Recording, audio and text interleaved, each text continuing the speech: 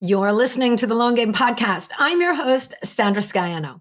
As a service provider, I work with people on projects that span several months at a time, upwards of a year even. These projects have multiple components to them. There's creation of assets and launches. There's content. There's team members. There's numerous pieces and strategies that all need to work in unison during our time together.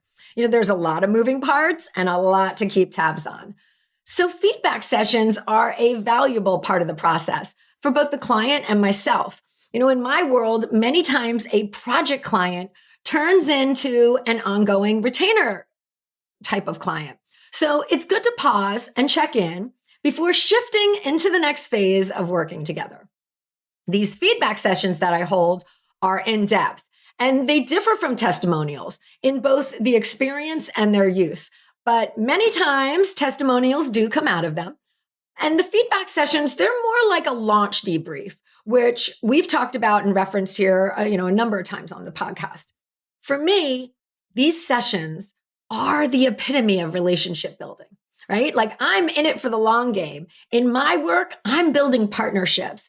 And with clients that I know, whom I've helped to form their brands and their strategy, and whom I've invested a lot of time and energy, my goal is to keep going with them. There's magic in the ideas and more success because we know each other so well.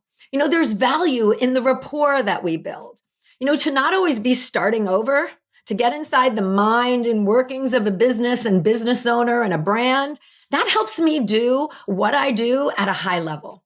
There is power in connection. So today, I'm taking you inside my client feedback sessions and sharing why you want to do them and the tools to help facilitate them. The long game is client feedback beyond testimonials.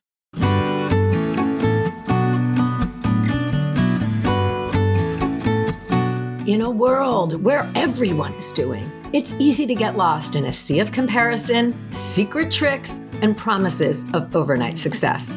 The long game? That's my approach to business. You gotta show up, you gotta do the work, and there are no quick fixes for long-term success.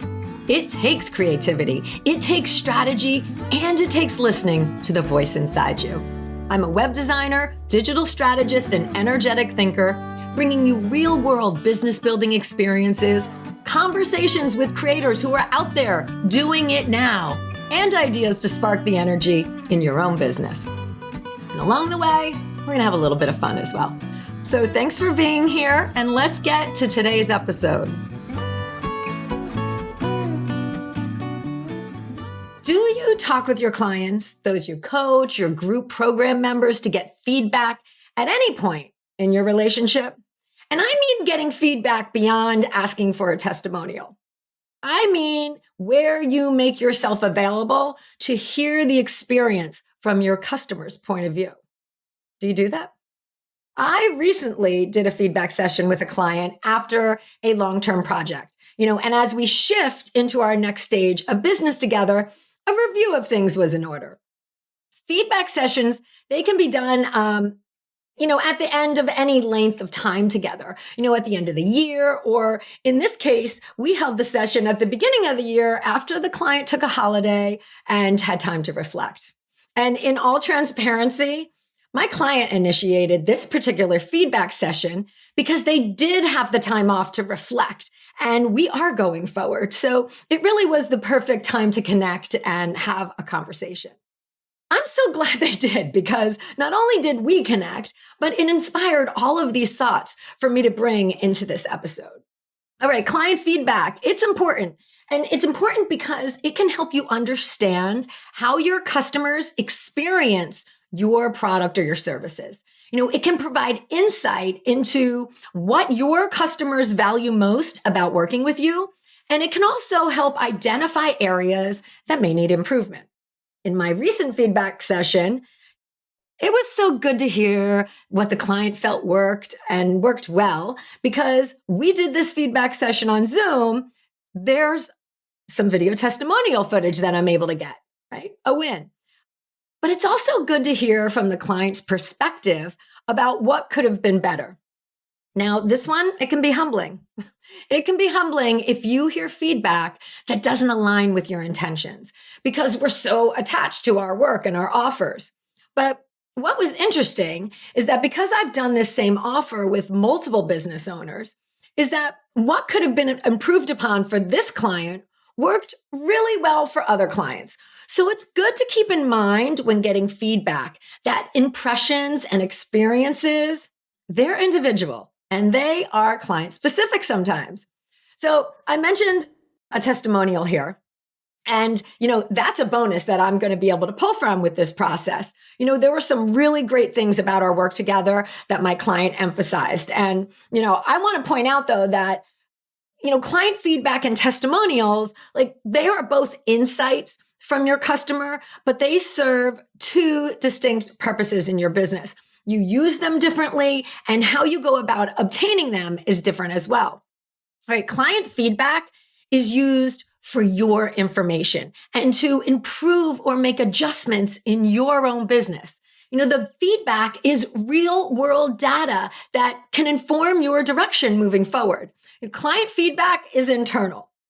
Testimonials, on the other hand, are positive statements or praise for you and the work that you do. And they are used in a marketing capacity. They're used as social proof on your website, your sales pages, even in ads. And their purpose is to build trust and credibility with those you interact with. So testimonials are external. And client feedback conversations, they can shed so much light on your process and really help you improve your business in a number of ways. I even encourage my clients who have higher ticket signature courses to incorporate client feedback sessions into the end of the course process. Sitting down for 15 or 20 minutes with someone who's invested in your program, it can be really insightful as you continue to offer and improve your course going forward. And it's a wonderful touch point to the relationship to know their goals, know, the directions, things like that. One caveat here, though, is that you've got to watch your numbers. I'm referencing small group, high ticket, otherwise you can get overwhelmed. But conversely, if you do have a larger group, you can earmark some students to connect with and get feedback. If you decide to hold client feedback sessions, there are some best practices that you can put into place to support the conversation when the time comes. One thing that I do at the start of all of my client projects that works to inform a later feedback session is I create a detailed proposal that outlines all of the goals and deliverables. So this document is really a full thinking through of the project and something that I refer back to during the project timeline. It helps me stay focused and on track. But referring to this at the end of the project, it can be used as a checklist of sorts for the feedback conversation. And if you're doing client feedback sessions for a course or a group program, you can use your syllabus of lessons as a guide. Another best practice is to always go into your client feedback sessions with a positive mindset. Because yes, it happens. We encounter trying relationships sometimes, whether if it's with a private client or a student relationship. I had one client who I had let know that I wasn't going to go forward and continue work together once our initial time was finished. I let that client know with a generous amount of time for them to plan, but they took the, hey, we're not really a good fit personally. It was a very difficult last month of working together. And nonetheless, I did a feedback session to wrap it all up. And I really directed that conversation and kept it on the positive. I was professional in my approach. I used my checklist and I outlined all the good and what had been accomplished, which really in this time frame was massive. So coming into that conversation with a positive approach versus an argumentative one, that resulted in a feedback session that really ended that relationship in a good way. And this happens with courses too, right? There are times where students overstep their bounds in a group setting, and I have seen all kinds of behavior happen. And you can still do a feedback session with a troubled student, maybe, to understand who they are and where they are coming from, and really just take that feedback in. And there, because there's just really some worthwhile reasons why you want to have client feedback sessions. And the first, obvious, is to hear what's working and what, if anything, needs improving. It's about specificity. It allows for you to pinpoint areas to work on in your offers or in your processes, right? Are there areas in the course or the relationship that were unclear? Was there a need for a deeper dive into something? What really went well that you can springboard off of? We are so inside of what we do that getting this external feedback can show us ways and specific places that we can improve. All right, another benefit of client feedback is it can help you identify patterns that your customers are experiencing that can inform your decisions about future products or services you could create. This is developing what's next based on data. Did everyone say they needed a little something extra to support the work or the learning that you brought in? That's a tip off to what you can create. I do just want to have a word of caution here, though, because feedback from clients is very individual and it is based on their personal business situations and experiences. So getting feedback from one client and instantly creating a new program or radically changing a process, that isn't always the best move to make. We're talking about patterns here. When multiple clients voice a need or support an idea that you've been tossing about, it's about being thoughtful with any of the feedback that you receive. And lastly, this is what I see as the biggest benefit to seeking out client feedback. Doing so is relationship building. Setting time aside to listen to the experiences and ideas and sometimes the emotions your clients have. It's a thoughtful approach to business. It's an opportunity for them to hear from you as well. And it's coming together in community. And it really leads to better understanding and better communication, which ultimately leads to success. So whether you know what's next with your client or you're doing a feedback session to mark a definitive end, spending time talking paves the way for forward motion. And in many cases, it leads to increased customer retention.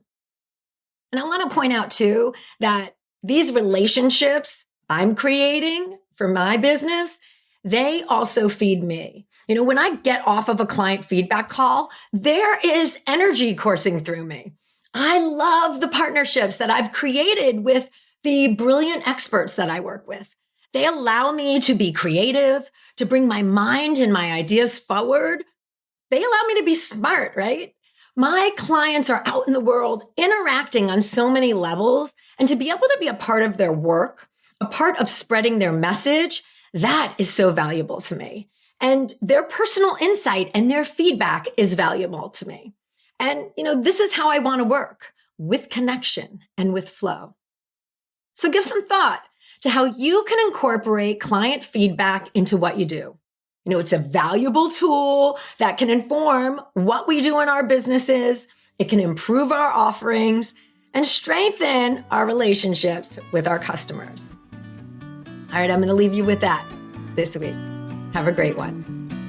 Thanks for joining me today. You can access more information, links mentioned in this episode, and the show notes at thelonggamepodcast.net. If today's show connected with you in some way, please share it with your friends or hop on and leave a review. Both of these make a really big difference. All right, until next time, keep playing the long game.